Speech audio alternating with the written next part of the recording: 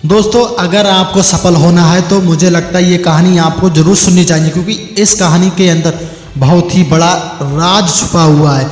जो इस कहानी की सीख है वो लास्ट में मिलेगी दोस्तों आपको। और अगर हमारे चैनल पे नए हैं तो प्लीज़ सब्सक्राइब कर लीजिए और हम कहानी को स्टार्ट करते हैं, ताकि आपको मालूम चले कि सफलता कैसे मिलती है, हमें अपने लक्ष्य तक कैसे पहुँचना होता है। चलिए दोस्तों हम स्टार्ट करते हैं और बढ़ते हैं अपनी कहानी की ओर। तो दोस्तों कहानी ये है कि बहुत ही पहले की बात है।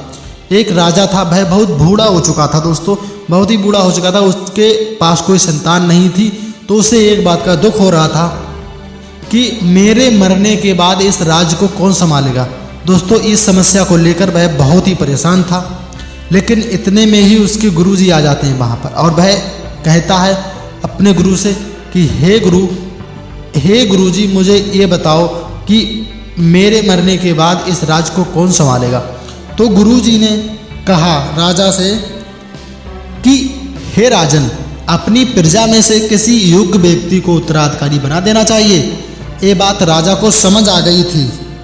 राजा ने अपने मंत्री से कहा कि हे मंत्री, तुम जाओ और प्रजा में ये घोषणा कर दो कि जो भी व्यक्ति कल सूर्यास्त होने से पहले राजमहल आ जाएगा उसे इस राज्य का उत्तराधिकारी घोषित किया जाएगा।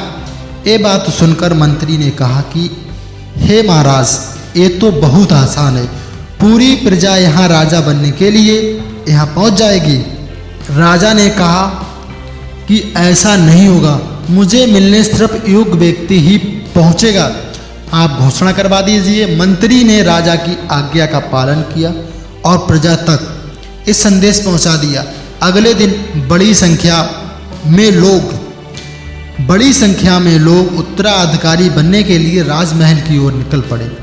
महल के बाहर राजा ने एक बड़े मेले का आयोजन किया था। मेले में शराब थी, नाच गाना हो रहा था, तरह तरह के स्वादिष्ट पकवान थे और बहुत ही अच्छे अच्छे खेल हो रहे थे। वहाँ पूरी प्रजा उस मेले में घिर गई थी, फंस गई थी, तो अपने अपने हिसाब से मज़ा लेने लगे। दोस्तों वहाँ मेले में लोग, जो प्रजा थी वो मेले में मज़ा लेने लगी थी। सभी ये बात को भूल गए कि उन्हें राजा से मिलने जाना है। तभी वहाँ एक युवक होता है, नौजवान, वहाँ ऐसा आया जो इस प्रलोभन से नहीं फंसा, उसे सिर्फ अपने लक्ष्य तक पहुँचना था। वह सीधे राजमहल की ओर चल पड़ा। मुख्य द्वार पर उसे दो पहरेदार खड़े मिले थे। उन्होंने युवक को रोका, लेकिन युवक किसी तरह उससे बचकर वह राजमहल में पहुंच गया। अंदर पहुंचते ही उसे राजा मंत्री मिले। राजा ने उस युवक को उस राज्य का उत्तराधिकारी नियुक्त कर दिया।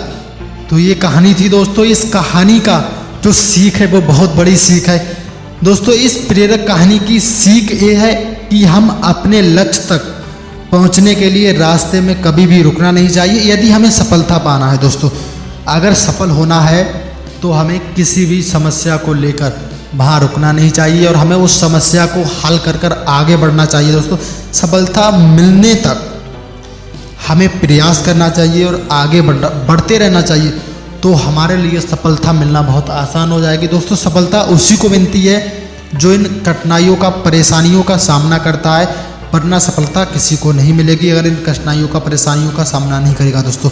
क्योंकि सफलता एक ऐसी चीज़ है जो दोस्तों इम्तिहान लेती है, गिराती है, उठाती है और अपने रास्ते से, मंजिल से भटकाती है। तो दोस्तों हमें अपनी सफलता को पाने के लिए निरंतर प्रयास करना चाहिए।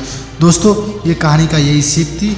दोस्तों चलिए मिलते हैं अगली वीडियो के साथ। जब तक के लिए जय हिंद, और चैनल पे नए तो पहले सब्सक्राइब करिए और अगले ऐसे वीडियो देखने के लिए हमारे चैनल को जरूर सब्सक्राइब कर लें, और मिलते हैं अगली वीडियो के साथ।